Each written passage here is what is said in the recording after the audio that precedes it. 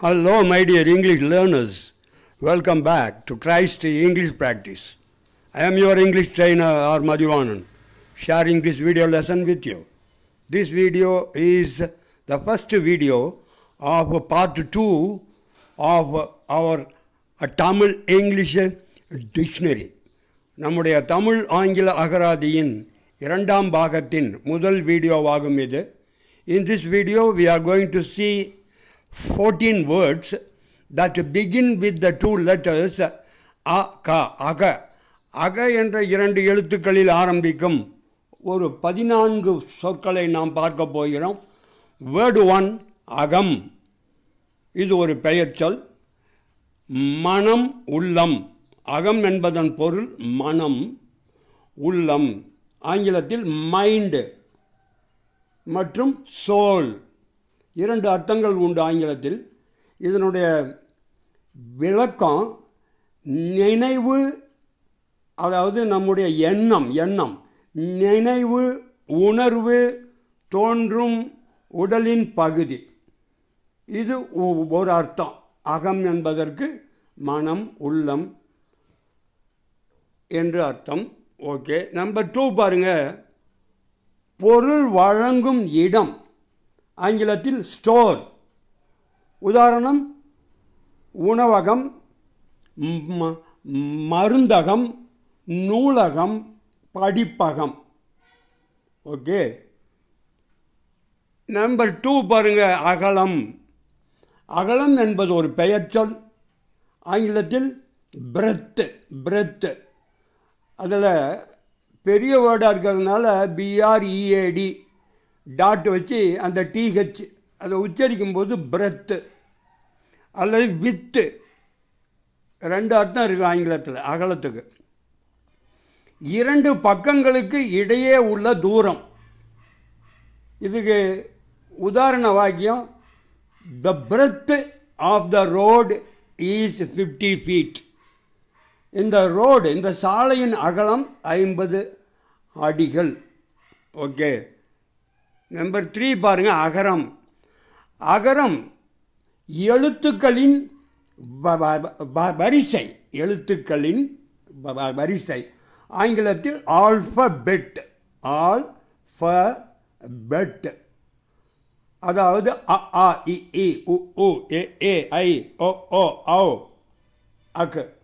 அதே போல் மெய்யெழுத்துக்கு இக்கு, இங்கு, இச்சு, இஞ்சி. இது போன்று அந்த ஒவ்வொரு மொழியிலும் உள்ள எழுத்துக்களின் வரிசை கிரமம், அதுதான் அகரம், ஆல்ஃபபெட்.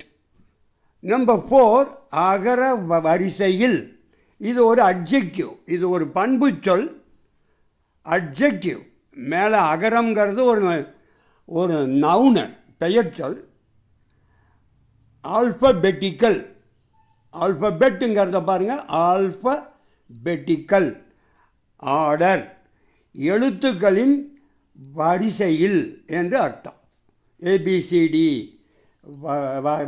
வரிசை, அஇஇ அல்லது காங்காச்சா, அந்த மாதிரி அந்த எழுத்துக்களின் வரிசை தான் ஆல்ஃபபெட்டிக்கல் ஆர்டர். நம்பர் 5 பாருங்க. அகலமாக, அகன்ற, அதிக இடைவெளி உள்ள. Wide adjective. வைடு அகன்ற, அகலமான.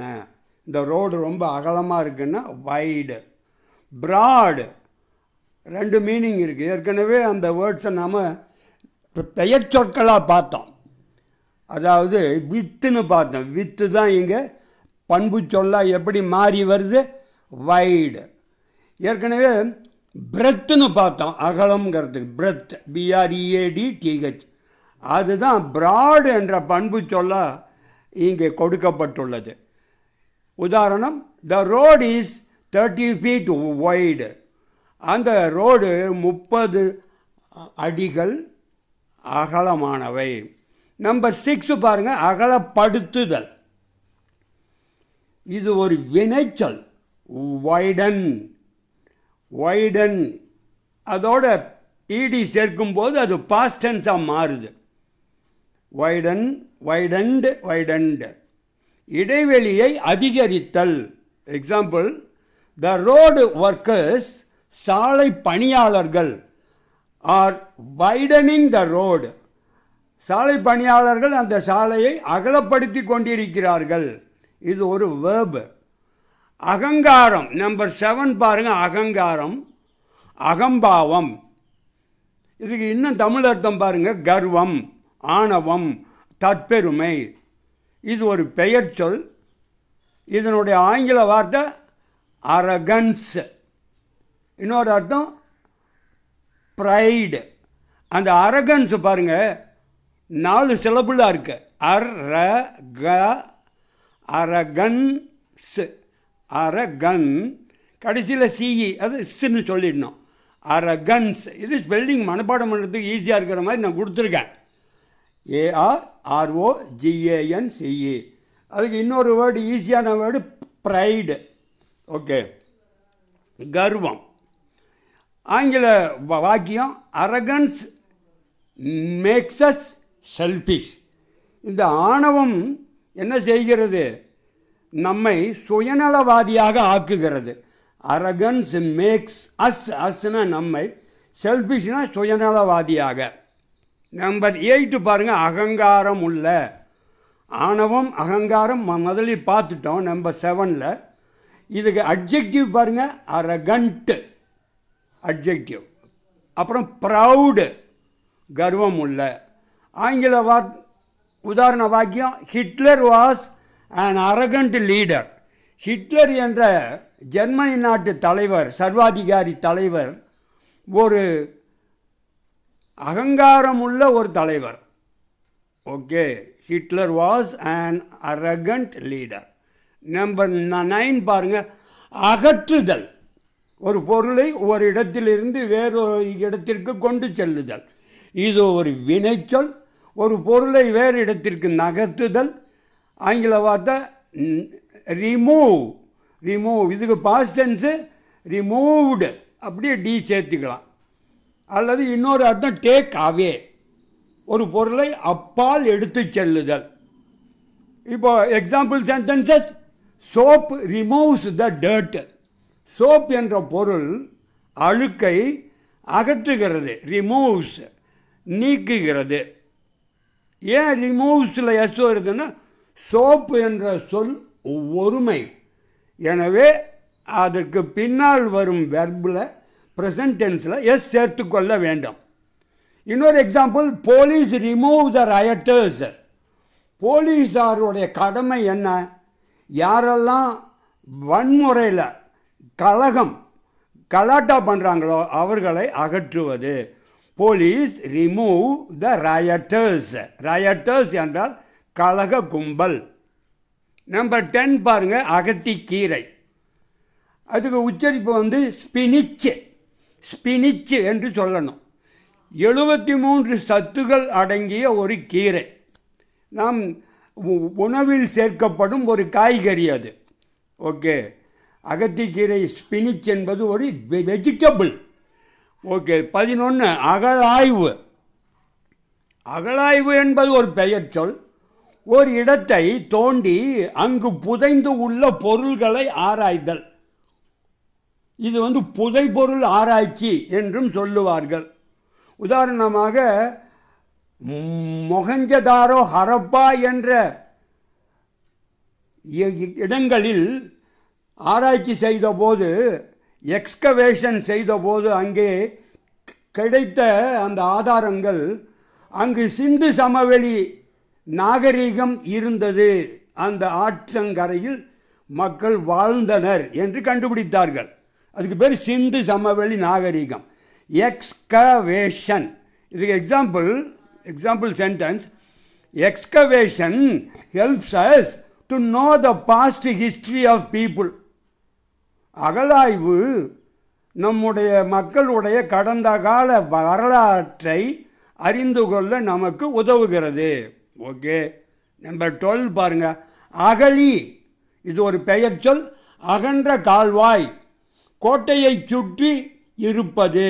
ஒரு பெரிய மாளிகை, கோட்டை, இதை சுற்றி 20 அடி 30 அடி அகலத்திற்கு பெரிய ஒரு கால்வாய் தோண்டி அதில் தண்ணீர் நிரப்பி அதில் பாம்பு முதலை போன்ற விலங்குகளையும் அங்கே வாழச் செய்வார்கள்.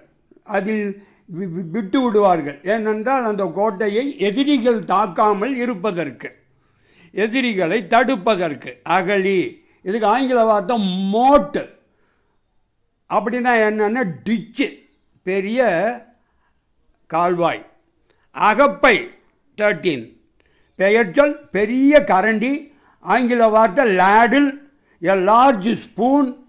திரவ பொருளை எடுக்க பயன்படும் பெரிய குழியான கரண்டி. நம்ம வீட்டிலே இது இருக்குது. சாம்பார், சட்னி, சட்னி கூட சின்ன கரண்டி இருக்கும். பட் சாம்பார்லாம், ரசம் இதெல்லாம் அள்ளும்போது பெரிய கரண்டியாக இருக்கும், ஆப்ப கரண்டியாக இருக்கும். ஓகே, அதுதான் ஆப்ப கரண்டிம்பாங்க, அல்லது தூய தமிழில் அகப்பை. ஓகே, லாஸ்ட் வேர்டு இந்த இதில் 14 இல்லை 14ல் 2 என்ட்ரி இருக்குது பாருங்கள். அகவிலைப்படி, இது பெயர் சொல். அரசு ஊழியர் சம்பள உயர்வு. அரசாங்கத்தில் வேலை செய்யும் பணியாளர்களுக்கு, கவர்மெண்ட் ஸ்டாஃபும்பாங்க, அவர்களுக்கு, ஆசிரியர்கள் இவங்கெல்லாம் இருக்காங்க இல்லையா, பெரிய பெரிய ஆஃபீஸர்கள், அரசாங்க ஊழியர்கள் எல்லாம், அவர்களுக்கு 2 ஆண்டுக்கு 3 ஆண்டுக்கு ஒரு முறை அகவிலைப்படி, விலைவாசியை அடிப்படையாக கொண்டு அரசாங்கமே அவர்களுக்கு சம்பளம் சற்று சேர்த்து கொடுக்கும். அதுதான் டிஏ சுருக்கமாக.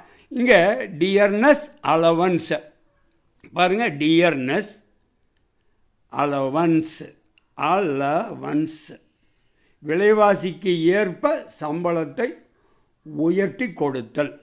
இன்னொரு வேர்டு அந்த 14லேயே, அது 15 இருக்கணும், பரவாயில்ல. அகந்தை. அகந்தை என்பது ஒரு பெயர் சொல். இதுக்கு அர்த்தம் கர்வம். அகந்தை என்பது கர்வம், ஏற்கனவே பார்த்துட்டோம். அகம்பாவம், அதே தான் அகந்தை. ஆங்கில வார்த்தை அரகன்ஸு. இன்னொரு ஆங்கில வார்த்தை ப்ரைடு, கர்வம். Okay, my dear English learners, that ends this video lesson. Thanks for watching the video. Wish you good luck with your English practice. Goodbye and take care.